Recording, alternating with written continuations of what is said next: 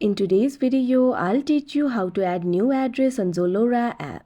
First of all, once open Zalora application, you can see over here the application has been opened. Initially, you'll be led to the home interface. So if you want to add the new address, tap on the account option that you can see at the bottom right corner of your screen.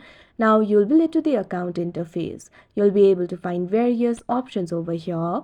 Under the section for activity, you'll be able to find the option for details. Tap on it. Now you'll be able to view the details over here.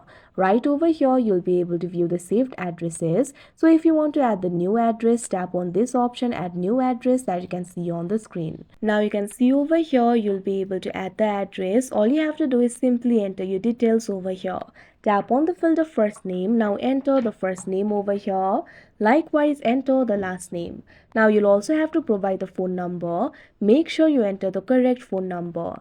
Likewise, also enter the postal code over here. Now after you enter the postal code, you'll also have to enter the address. Tap on the field of street building name. Now what you have to do is enter the street over here. Make sure to enter the correct name. Likewise, also enter the floor unit number.